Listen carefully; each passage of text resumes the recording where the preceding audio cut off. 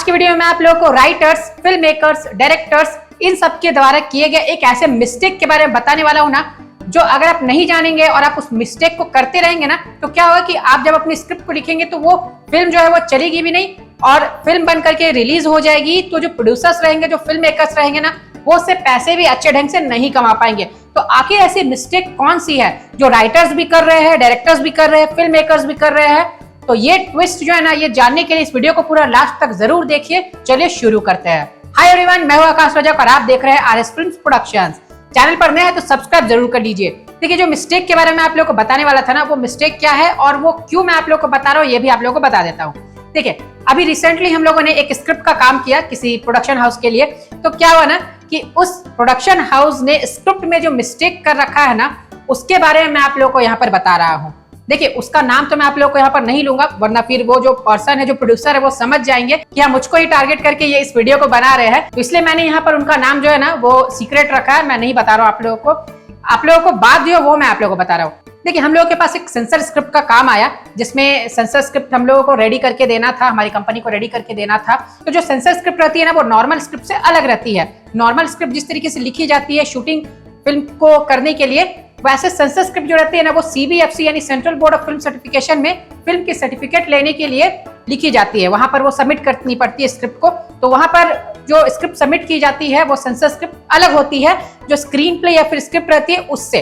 तो sensor script का काम आया, तो उसके साथ मूवीज भी आती है। तो मूवी को जब मैंने देखा तो मैंने उसमें एक मिस्टेक ये नोटिस की ना कि उसमें कोई भी टारगेट ऑडियंस नहीं है। अब टारगेट ऑडियंस क्या होता है? जब भी कोई भी फिल्म बनती है या फिर आप किसी फिल्म को लिखते हैं एज अ राइटर, तो हमेशा आपको उसमें एक टारगेट ऑडियंस रखना चाहिए। टारगेट ऑडियंस का मतलब यह है ना कि आप किस ग्रुप को टारगेट कर रहे हैं। आप ऐसे ही फिल्म को लिख देंगे तो वो नहीं चलती है। देखिए, आपको क्या करना होता है ना, आप चाहे बुजुर्ग लोग को टारगेट कर रहे हैं, आप बच्चे लोगों को टारगेट कर रहे हैं, आप यूथ को टारगेट कर रहे हैं, आप वुमेन को टारगेट कर रहे हैं, वो आपको एक लेकर के चलना है। जैसे टीवी सीरियल्स की अगर बात करें तो टीवी सीरियल्स जो है ना वो वुमेन को टारगेट करके बनती है। उसमें आप देखेंगे ना, हीरो जो है ना वो बिल्कुल कोई काम का नहीं रहता है। वो जो टीवी सीरियल का हीरोज रहता है ना, वो बिल्कुल कोई काम ही का नहीं रहता है। चुपचाप ऐसे खड़ा रहेगा, वो कुछ बोलता वगैरह नहीं है। तो ज्यादा उसका वर्क नहीं होता, ज्यादा वर्क रहता है वहां पर वुमेन का, क्योंकि टीवी सीरियल्स वुमेन के हिसाब से बनती है।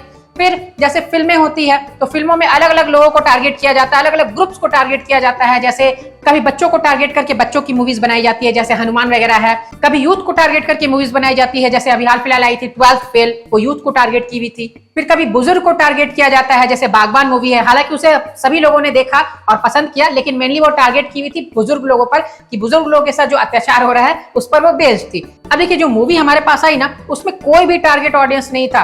वो मूवी जो है ना वो बेस्ड थी बुजुर्ग लोगों पर, लेकिन उसमें कहानियां जो है ना वो यूथ के हिसाब से चल रही थी। उसमें सोशल मीडिया का सीन चल रहा है, उसमें मोबाइल्स को लेकर के कुछ सीन्स चल रहे हैं, सैटेलाइट्स के बारे में दिखाया जा रहा है। मैंने सोचा ये क्या है, ये किस तरीके से इन लोगों ने बनाया। ये फिल्म जो है ना ये पक्की फ्लॉप होने लिखी हुई है। मैंने अपनी टीम को भी वो दिखा करके बोला ना कि ये फिल्म जो मुझे देख करके लग रही है ना, ये पूरी फ्लॉप होने लिखी हुई है।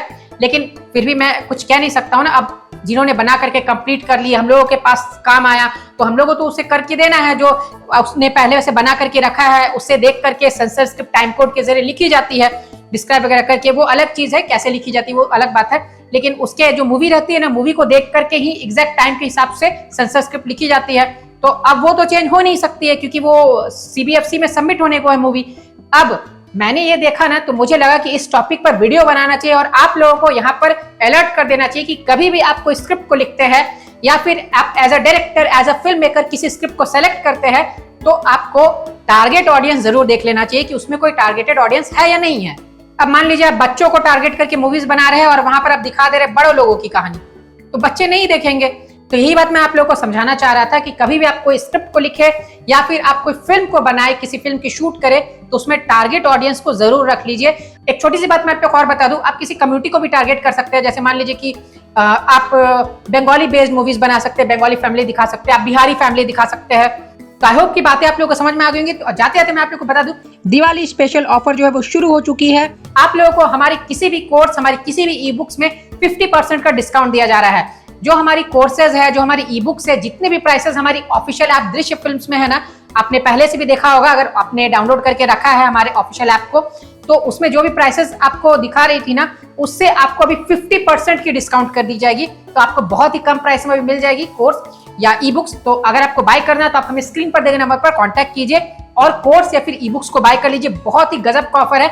ये ऑफर बहुत ही रेयरली मिलती है। 50% डिस्काउंट वाली ऑफर ना बहुत ही रेयरली मिलती है। ज्वाइन करने के लिए आप हमें स्क्रीन पर देखे नंबर पर कांटेक्ट कर सकते हैं। तो आई होप कि आप लोगों को वीडियो पसंद आया होगा। वीडियो को करते जाए लाइक, चैनल पर नए तो सब्सक्राइब करके रखिए। फिर मिलेंगे एक नए वीडियो में। Love you and bye bye.